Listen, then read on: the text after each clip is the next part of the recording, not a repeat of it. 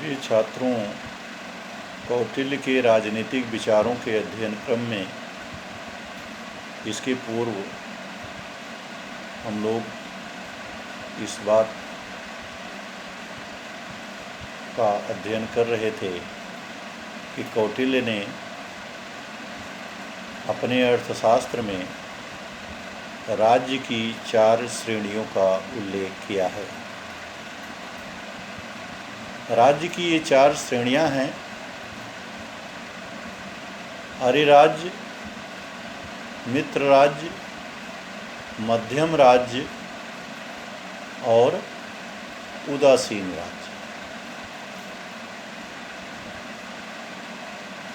कौटिल्य ने इन चारों के संदर्भ में बहुत बृहद रूप से उल्लेख किया है।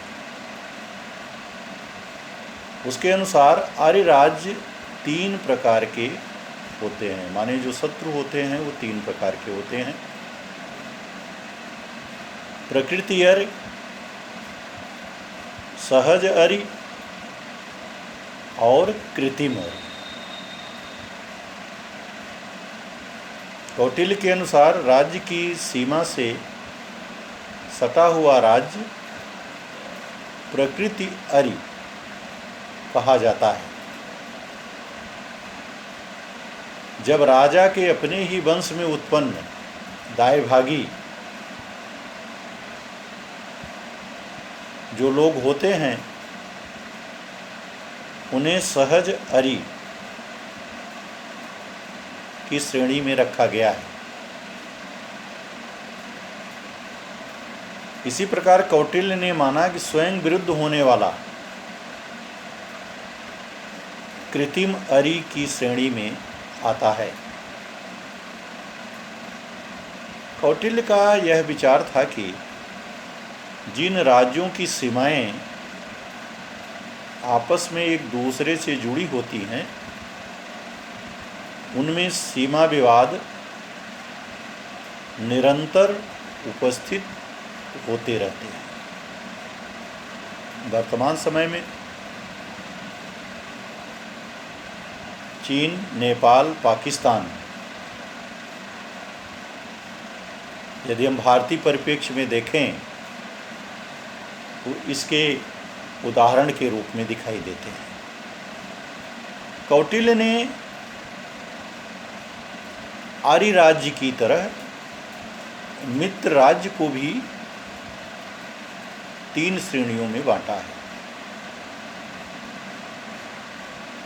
प्रकृति मित्र, सहज मित्र और कृत्रिम मित्र।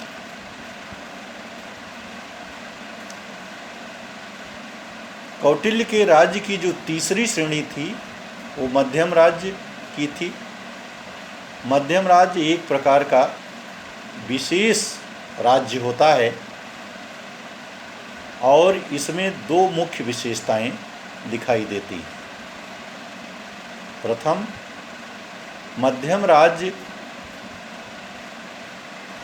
विजिगीषु राज्य तथा आर्य राज्य दोनों की सीमा पर स्थित होता है। दूसरा, मध्यम राज्य इतना शक्तिशाली होता है कि वह दोनों प्रकार के राज्यों पर एक साथ अथवा अलग अलग अनुग्रह करने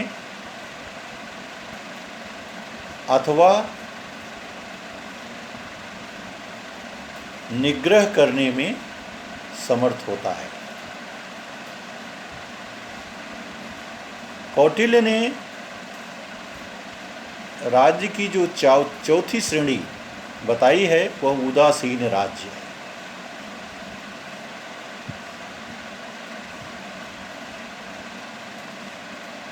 इस राज्य की तुलना वर्तमान समय में तटस्थ राज्यों से नहीं की जा सकती है। कौटिल्य का मत है कि उदासीन राज्य वह होता है जो विजिगीषु, आर्य और मध्यम राज्य से परे, माने उनसे अलग अपनी सप्त प्रकृतियों से युक्त उपर्युक्त तीनों प्रकार के राज्यों के साथ अनुग्रह अथवा विग्रह करने में समर्थ होता है। कौटिल्य ने इन 4 प्रकार के राज्यों को मंडल का अंग माना है और उसका यह विचार था कि इस घटक राज्यों में भी प्रत्येक पृथक राज्य का भी एक मंडल बनता है। संक्षेप में इस प्रकार कौटिल्य ने 12 राज्य प्रकृतियों और 60 द्रव्य प्रकृतियों को मिलाकर एक बृहद राज्य मंडल का उल्लेख किया है।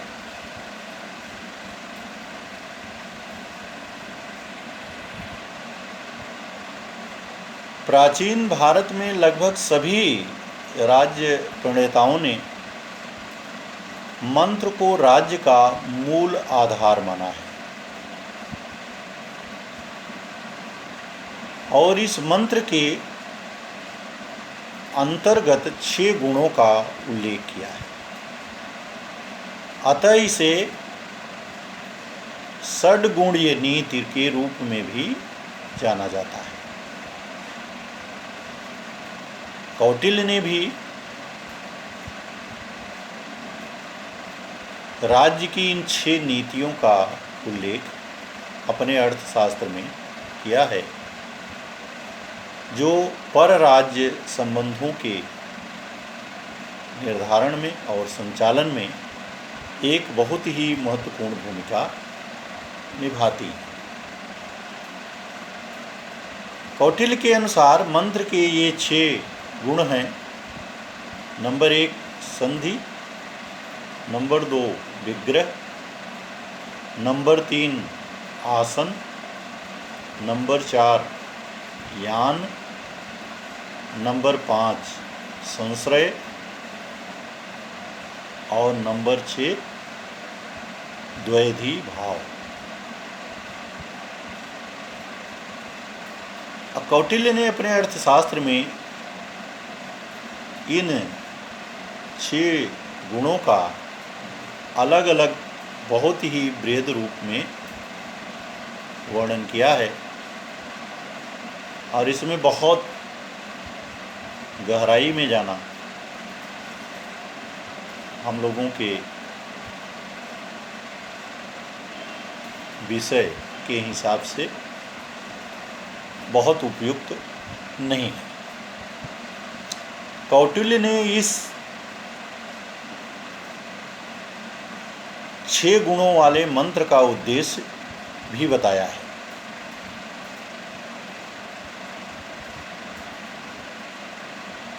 इसका उद्देश्य क्षय, डिटरेशन, स्थान, स्टेग्नेशन तथा वृद्धि, प्रोग्रेस का निश्चय करना होता है। कौटिल्य ने इसका बृहद रूप में वर्णन किया है। इसी प्रकार कौटिल्य ने मंत्र के इन 6 गुणों के अतिरिक्त परराज्य संबंधों के संचालन की दृष्टि से 4 उपायों का भी वर्णन किया है। और कौटिल्य ने ही नहीं, कौटिल्य के पूर्व के भी जो राज्य शास्त्र प्रणेता थे, उन लोगों ने भी अपने ग्रंथों में इन 4 उपायों का उल्लेख किया है। कौटिल्य भी अन्य आचार्यों की तरह यह मानता है कि मंत्र की सफलता इन 4 उपायों की निपुणता से प्रयोग करने में निहित होती है। और कौटिल्य के अनुसार ये 4 उपाय हैं। नंबर 1 साम, नंबर 2 दान, नंबर 3 भेद और नंबर 4 दंड। कौटिल्य ने इस बात का भी उल्लेख किया है कि कब किस राज्य के साथ किस उपाय का प्रयोग किया जाना चाहिए। उसका यह मत था कि दुर्बल राजाओं को साम और दान के द्वारा बस में करना चाहिए, किंतु जो राजा अत्यंत शक्तिशाली है उसके साथ भेद और दंड जैसे उपायों का प्रयोग किया जाना चाहिए। मंडल सिद्धांत के अंतर्गत कौटिल्य ने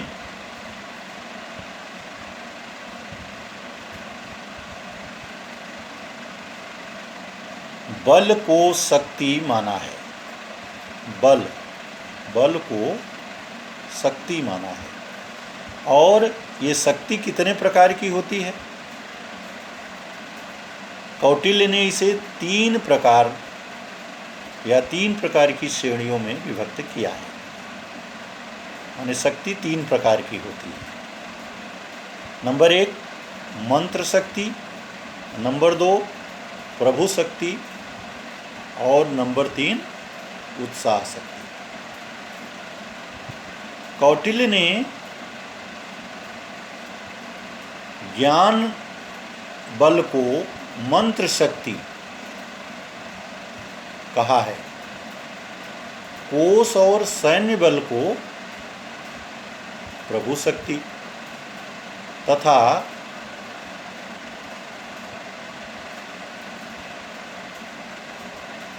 विक्रम को उत्साह शक्ति के नाम से संबोधित किया है। कौटिल्य का यह मत था कि इन तीनों बलों से युक्त राजा विजिगीषु विजयी होता है। माने जिस राजा के पास अच्छे मंत्री होते हैं,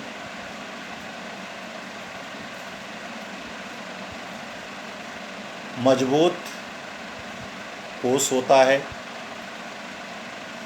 और कुशल सेना होती है, वह राजा विजय को प्राप्त होता है। मनु की भांति कौटिल्य ने भी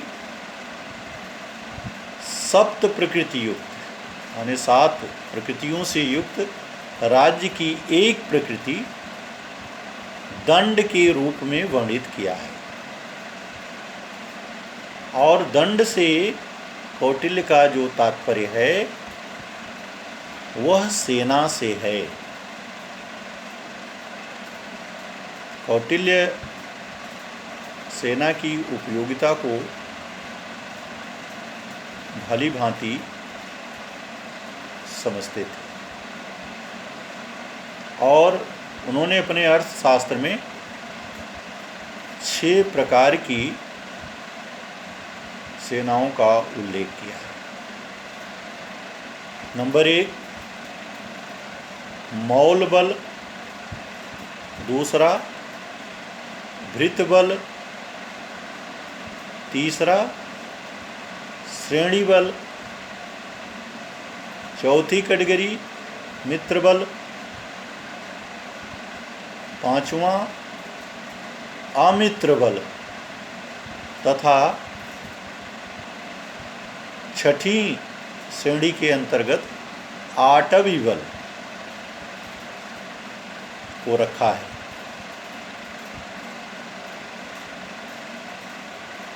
और इतना ही नहीं, कौटिल्य ने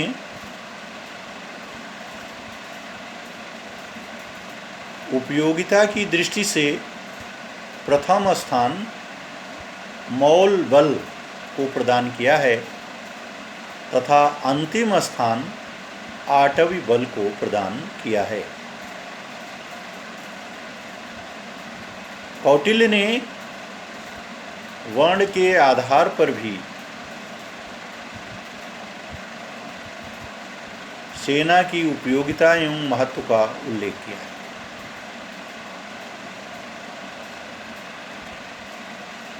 कौटिल्य के अनुसार युद्ध विद्या में कुशल और विनयशील क्षत्रिय बल या क्षत्रिय सेना सर्वश्रेष्ठ होती है।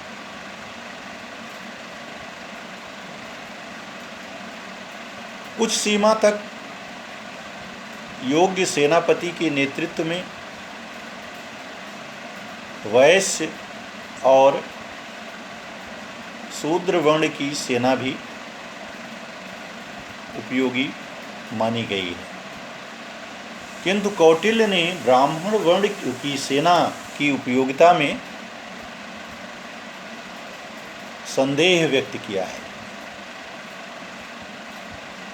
और उसका मत यह था कि ब्राह्मण नमस्कार करने मात्र से शत्रु को क्षमा कर देते हैं।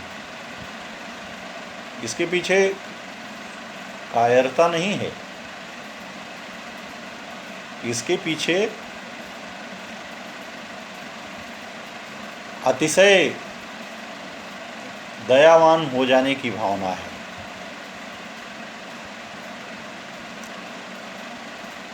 इसी प्रकार कौटिल्य ने सेना के 4 अंगों का उल्लेख किया है और जिसे चतुरंगिणी सेना का नाम दिया गया है। कौटिल्य के अनुसार ये सेना के जो 4 अंग हैं उसमें हस्तिबल, अश्वबल, रथ बल और पत्ति बल माने पैदल सेना को सम्मिलित किया गया है।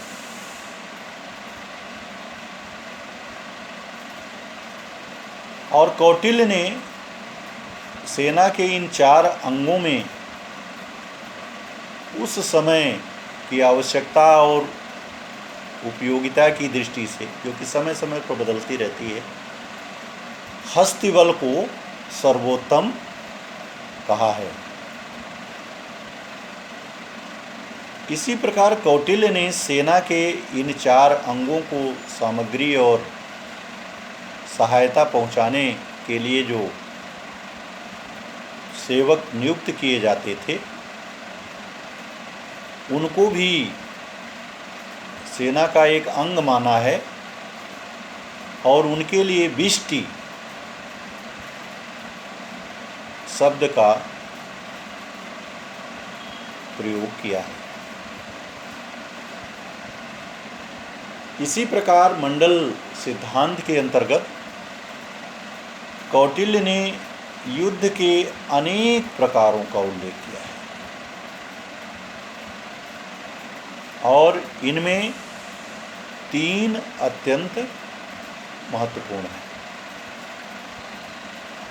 माने युद्ध 3 प्रकार के होते हैं, ऐसा कौटिल्य ने माना। नंबर 1 प्रकाश युद्ध या धर्म युद्ध। नंबर 2 कूट युद्ध और नंबर 3 तूष्णी युद्ध। प्रकाश युद्ध, कूट युद्ध और तूष्णी युद्ध। कौटिल्य के अनुसार देश, काल और विक्रम का निश्चय कर जो युद्ध किया जाता है उसे कौटिल्य ने प्रकाश युद्ध का नाम दिया है।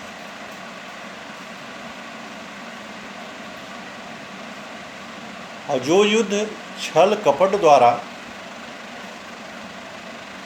या भय प्रकट करना, लूट मार करना अग्निदाह करना, ऐसे कूट उपायों के द्वारा लड़ा जाता है, उसे कूट युद्ध की श्रेणी में कौटिल्य ने रखा है। विष और औषधि का प्रयोग करते हुए या गुप्त पुरुषों द्वारा शत्रु का वध कराना, उसका भेद लेना,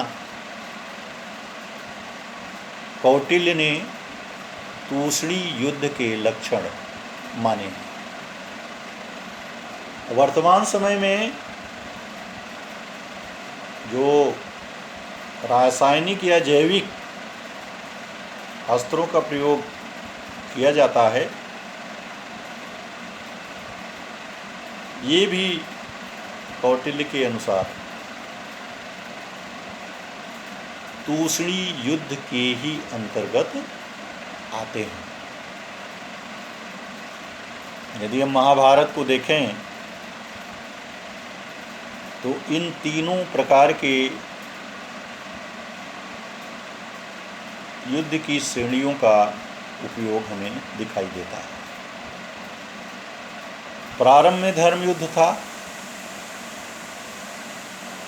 और बाद में वो जो है कूट युद्ध और तूष्णी युद्ध में बदलता चला गया।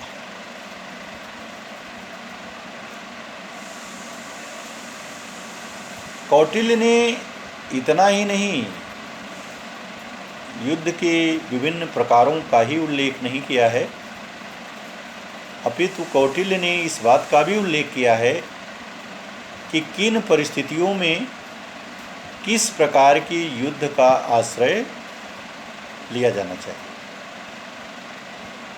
समय और परिस्थिति के अनुसार राजा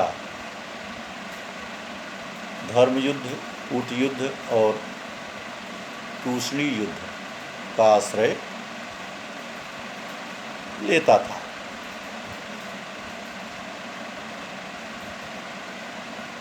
इसी प्रकार कौटिल्य ने अनेक प्रकार के व्यूह रचनाओं का भी उल्लेख किया है।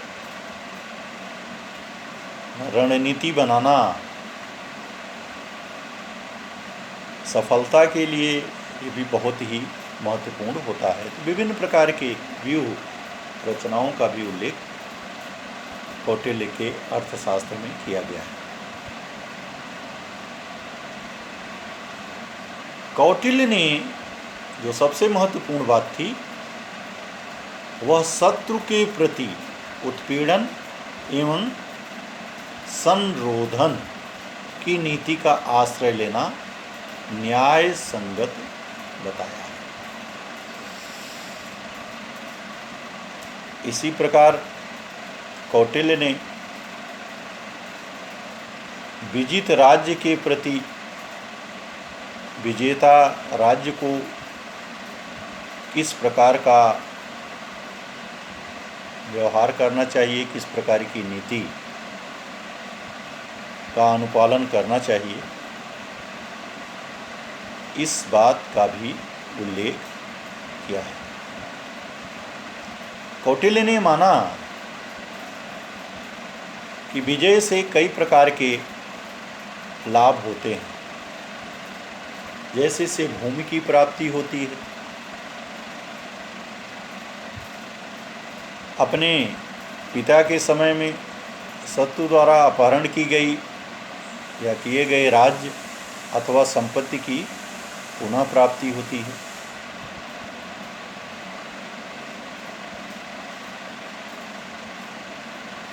लेकिन कौटिल्य इस बात को मानता था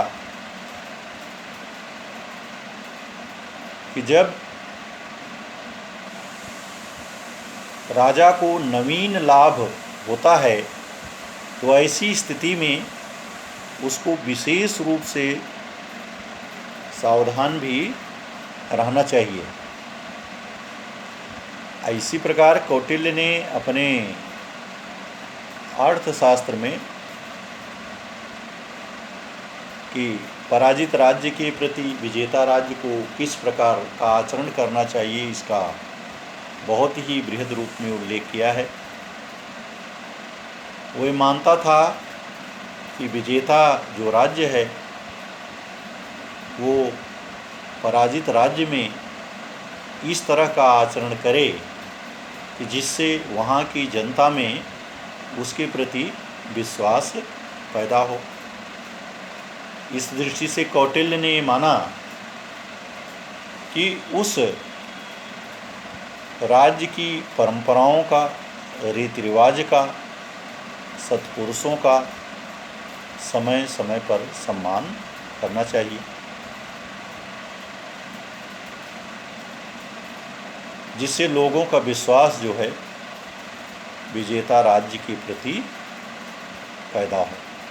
और यदि विश्वास नहीं होगा तो निरंतर विद्रोह होगा, संघर्ष होगा,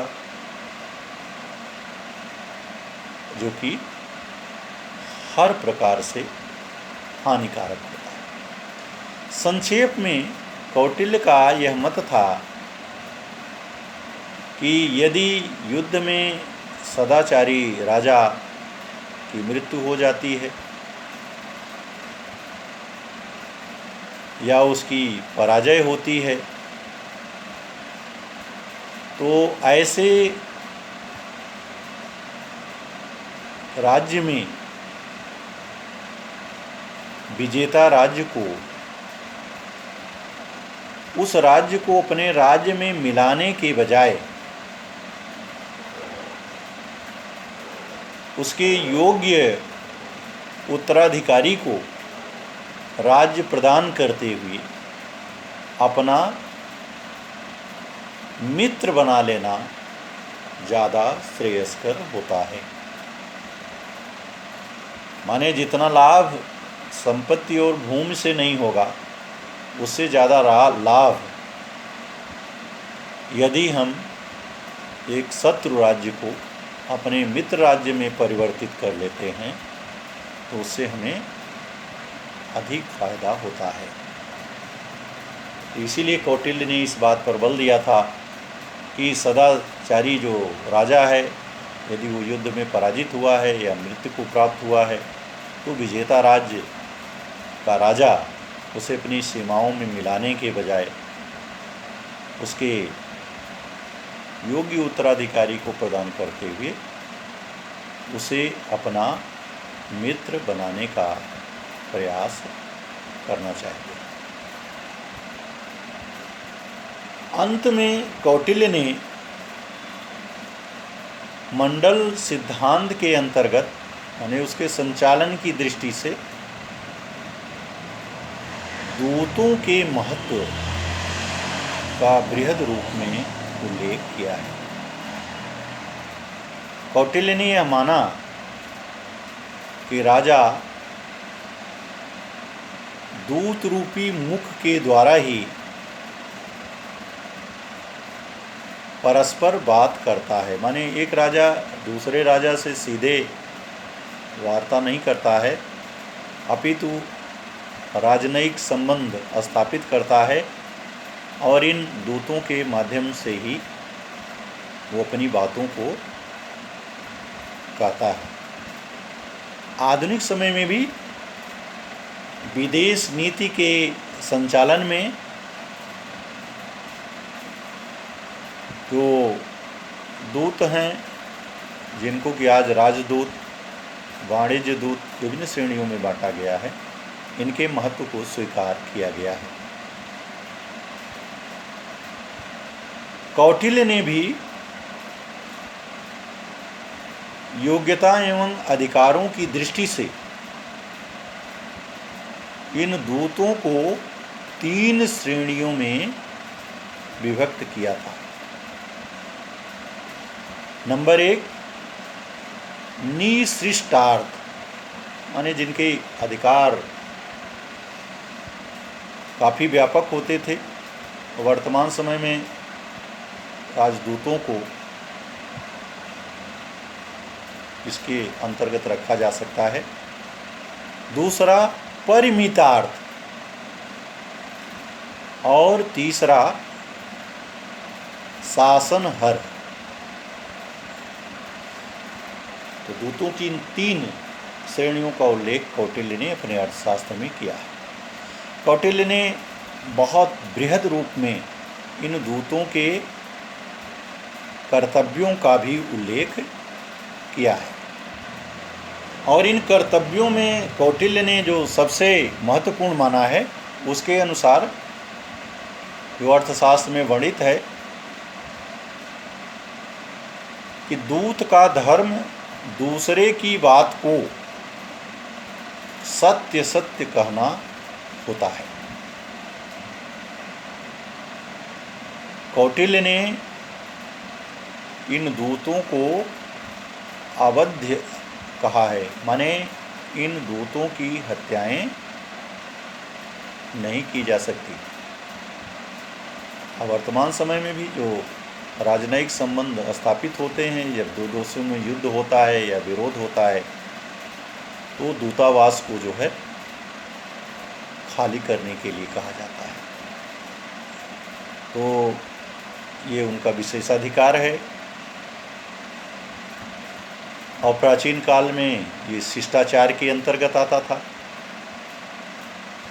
तो कौटिल्य ने माना कि दूत जो हैं उनका वध नहीं किया जाना चाहिए। इस दृष्टि से हम पाते हैं कि कौटिल्य ने अपने अर्थशास्त्र में मंडल सिद्धांत के अंतर्गत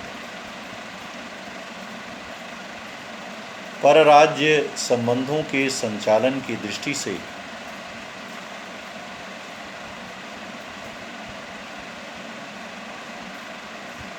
विभिन्न बिंदुओं पर अत्यंत बृहद रूप से उल्लेख किया है।